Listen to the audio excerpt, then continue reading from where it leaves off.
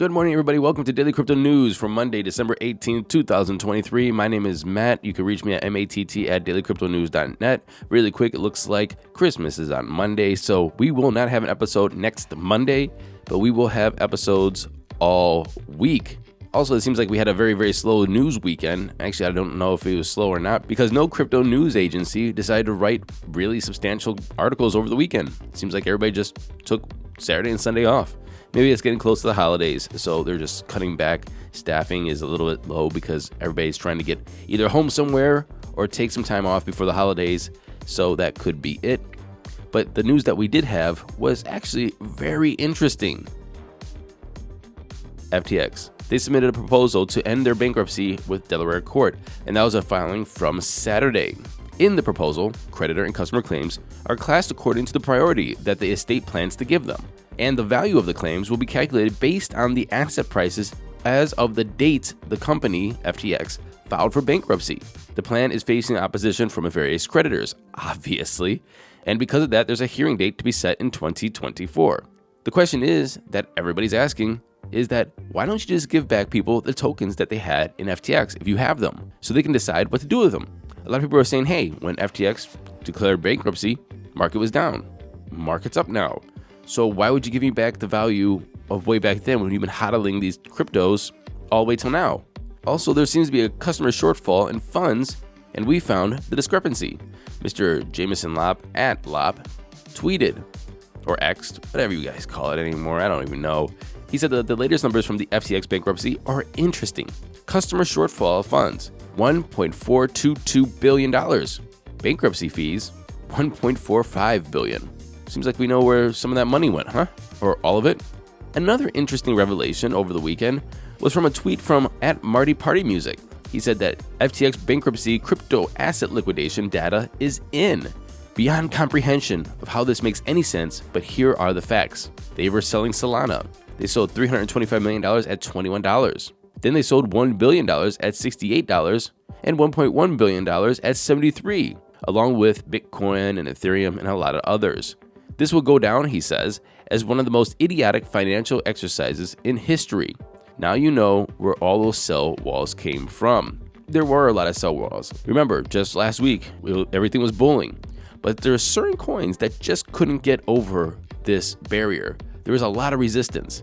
And everybody's wondering, is this when everybody's taking profits? At $68 Solana? At $73 Solana? Well, apparently, it was $1 billion coming from FTX. Apparently, that sell wall on Bitcoin at $43,000 was $1 billion of Bitcoin from FTX. Apparently, that sell wall at $42,000 Bitcoin on December 17th was another $882 million of Bitcoin from FTX. So people are talking about that this being a huge issue. However, I'm still trying to figure out what the issue is. Look, if they're trying to sell this crypto, I personally think they should just give everybody their crypto back if they have it and they can give it back to them. They can figure out what they want to do with it. However, I mean, if you are liquidating these assets to give people their money back, creditors their money back, then you have to sell it. I'm not understanding why they're not just doing it OTC. However, yeah, there probably were sell walls. But the real question is, and this is what a lot of people are trying to bring up and trying to figure out, is was this a pump and a dump from FTX? Again, from August 31st to December 8th, we saw a big bull. $21 Solana, August 31st, $68 Solana, December 8th, and $73 Solana, December 17th. Where did this volume come from? Where did this surge in price come from? Was it FTX gaming retail investors pumping the price with some cryptos that they have, pumping the price just so they can dump on everybody? Now, I haven't seen any proof of this or any way somebody can prove there was a pump and a dump. There is definitely the dump, but I can't see that there is the pump.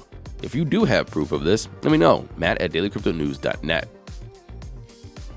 Cryptocurrency industry leaders have poured around $78 million into super PACs aimed at bolstering and growing the ranks of crypto-friendly lawmakers on Capitol Hill. They raised this $78 million in just 3 months, with nearly a year to go before Election Day. This puts crypto on the track to rival more established industries in terms of political giving. The money comes from a coalition of crypto companies, executives, and investors, including Coinbase, Andreessen Horowitz, and the Winklevi. They're not trying to give this money for anti-regulation. They want pro-responsible regulation to foster the industry in the United States. They already given to people like Majority Whip Tom Emmer and Patrick McHenry, which is not running for re-election, so that seemed to be a little bit of a wasted give, but you see what they're trying to do here. Other incumbents that the PACs are backing is Don Davis of North Carolina, Richie Torres of New York, Young Kim of California, Josh Getmer of New Jersey, Zach Nunn of Iowa, Greg Meeks of New York, and Stephen Horsford of Nevada. And this is a very good mix of D's and R's. Now, why are they raising and giving away all this money? Well, if you look at lobbies like the oil and gas lobby or the banking lobby, they're spending around $100 million a year. Money moves the needle, for better or worse. That's how the system works, according to Brian Armstrong. And according to Brian, cryptocurrency has become a partisan issue. So they're trying to even it out a little bit with cash. And finally, Jupiter is the Solana-based decentralized finance aggregator, and they've announced an eagerly anticipated airdrop set to begin as early as January. Jupiter's pseudonymous founder is named Meow. Yes, like the kitty noise, meow.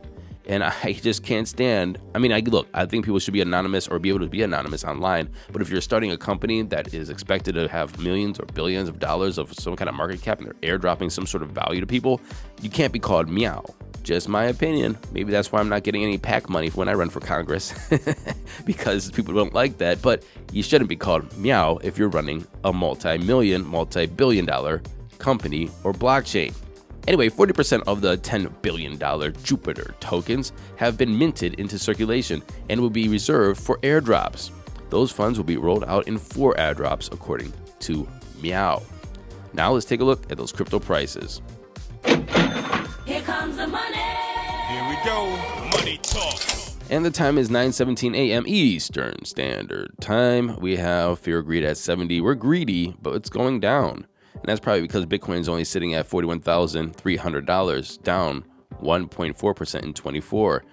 Only $41,300. Only. Ethereum is at $2,153, down 2.7%. Tether's number 3. Binance is at $236, down 1.9%. And XRP is at 59.4 cents, down 3.6%. Running off the top 10, we have Solana, which is at $70.33, down 2.5%. USDC, Cardano is down 4.7%. Avalanche is number 9, down 6%. And Dogecoin is number 10, falling below 9 cents, is at 8.914. The total market cap is down 1.8% at 1.55 trillion. We have a Bitcoin dominance of 52.1 and an ETH dominance of 16.7. And that was our show today. I'll see you tomorrow. And until then, happy hodling, everyone.